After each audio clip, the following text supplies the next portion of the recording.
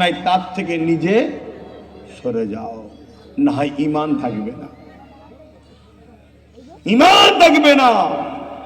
এরকমও কথা শোনা যাচ্ছে, অনেকে বলছে নবী নাকি বলতেও ভয় লাগে, আল্লাহ নবী নাকি ভিখারির, নবীরা নাকি ভিখারির বাচ্চা ছিল। শুনেছেন না শোনেন? এরা নাকি আবার বড় মুফতি। মনে রাখবে এগুলো হলো কাফের মুফতি। কি মুফতি? এরা কাফের মাওলানা। কারো কাফের বলতে সন্দেহ হচ্ছে নাকি? সন্দেহ হচ্ছে? খুব সাবধান নবীর ব্যাপারে, এখানে খুব সাবধান। এরা আজকে আমার নবীকে কি ভাষা বলছে। কোরআনে একটা আয়াত আছে, রাইনা। রাইনা শব্দের দুটো মানে হয়।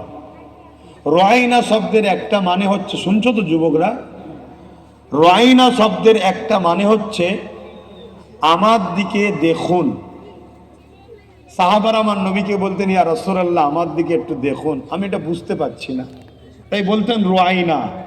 কিন্তু ইহুদিরা ওই রাইনাটাকে মদিনায় ওই রাখালদের জন্য ব্যবহার করা হয়, যারা মেষ চড়ায় তাদেরকেও রাইনা বলা হয়। কথা বুঝে আসছে? ইহুদিরা আমার নবীকে এসে বলতো রাইনা, তার মানে আমার দিকে দেখুন। এটা বাহ্যিক বলছে, কিন্তু ইহুদিদের দিলে রয়েছে নবীকে রাখাল বলছে। আমার আল্লাহ সহ্য করলেন না, আমার আল্লাহ সঙ্গে সঙ্গে বললেন রাইনা নয়, বলো ক্বালা উনজুরনা ইয়া রাসূলুল্লাহ, হুজুর আমার দিকে নজরে কারাম করুন, আমার দিকে একটু দেখুন। জোরে বলুন সুবহানাল্লাহ।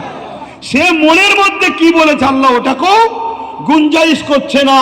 তাহলে আজকে কোনো যদি মুফতি মাওলানা বক্তা বলে নবী রাখাল ছিল, নবীরা ভিখারির জাত ছিল, তাহলে এদেরকে আল্লাহ মাফ করবে?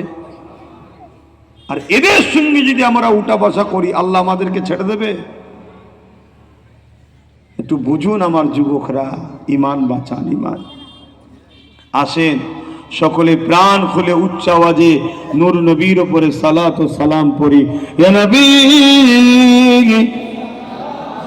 সালাম, ইয়া রাসূল সালাম, ইয়া হাবিব